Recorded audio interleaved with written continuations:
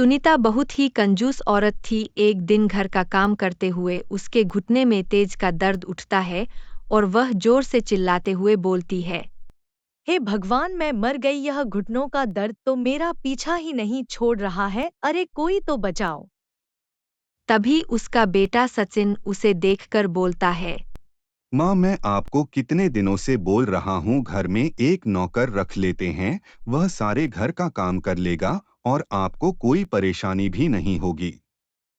अरे अपना मुंह बंद कर। तू जब भी बोलता है फालतू खर्च का ही बोलता है। अगर मेरी इतनी फिक्र है तो शादी क्यों नहीं कर लेता। कम से कम नई बहू घर में आ जाएगी तो मुझे आराम भी मिलेगा और नौकर के भी पैसे बचेंगे।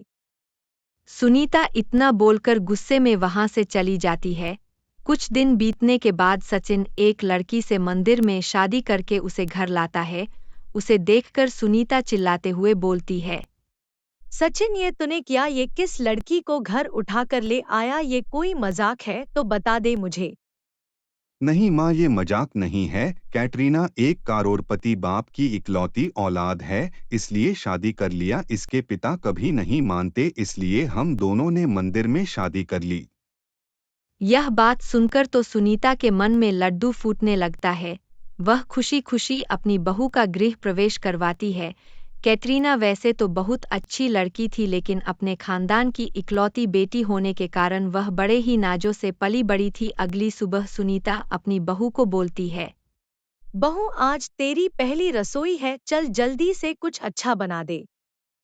माँ जी आप चलिए, मैं थोड़ी देर में आती हूँ। कैटरीना अपनी सास की बात मानकर रसोई घर में चली जाती है और अपने मन में सोचने लग जाती है। माँ जी ने तो कहा था कुछ अच्छा बनाने के लिए, लेकिन मुझे मैगी के सिवा कुछ भी अच्छा बनाने नहीं आता है। अब मैं क्या करूँ? कैटरीना इतना सोचकर बहुत टेस्टी टेस्टी खाना ऑनलाइन ऑर्डर करती है और सारा खाना निकाल कर अपनी सास को दे देती है और फिर उसकी सास खाना खाकर बोलती है। अरे वह क्या खाना बनाया है तूने? तेरे हाथों में तो जादू है। ऐसा खाना तो मैंने सिर्फ होटलों में खाया है। अरे बाप रे, माँ जी होटल का क्यों बोल रही है? कहीं माँ जी को शक तो नहीं हो गया कि यह खाना मैंने होटल से मंगवाया है? क्या सोच रही है बहू? नहीं नहीं, कुछ नहीं माँ जी, मैं बस यह सोच रही थी, इतने बड़े घर का काम आप इतने दिनों से अकेले कर रहे थे, क्यों ना हम घर सारे काम के लिए एक नौकर रख ले। तेरा दिमाग तो ठीक है बहू। आज तक मैं इस घर को मैंने अकेले संभाला है बिना किसी नौकर के। अब तो आ गई है, सारा घर का काम तो अकेले ही कर लेगी।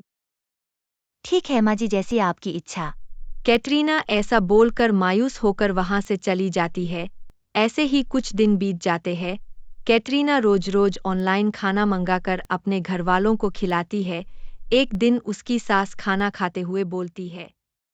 अच्छा बहू, मुझे ये बता, तेरे करोड़पति पिता ने तुझे माफ किया या नहीं? माँ जी वो हम दोनों को कभी भी माफ नहीं करेंगे, और उन्होंने मुझे जमीन जायदाद से भी बेदखल कर दिया है। कैटरीना ये बोलकर वहां से चली जाती है। वही सुनीता यह सब बात सुनने के बाद अपने मन में सोचती है। अरे यह कोई बात हुई? मैंने तो सोचा था इतने बड़े घर की बेटी आई है, हमारा भी कुछ फायदा हो जाएगा, लेकिन इसके बाप ने तो जमीन जायदाद से बेदखल कर दिया। कैटरीना एक अच्छी लड़की थी, इसलिए सुनीता उसे कुछ नहीं बोलती है।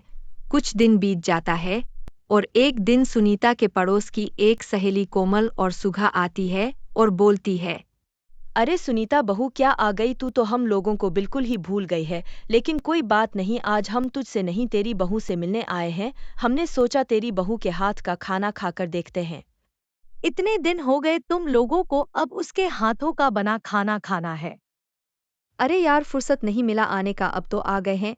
अब खिला दे अपनी बहू के हाथों का खाना। यह सुनकर सुनीता अपनी बहू का आवाज लगती है खाना लाने के लिए। यह सुनकर कैटरीना घबरा जाती है। रसोई में जाकर अपने आप से बोलती है। अरे बाप रे, मेरा फोन तो आज ही टूट गया है। मैं तो खाना ऑर्डर भी नहीं कर सकती, अब मैं क्या करूं?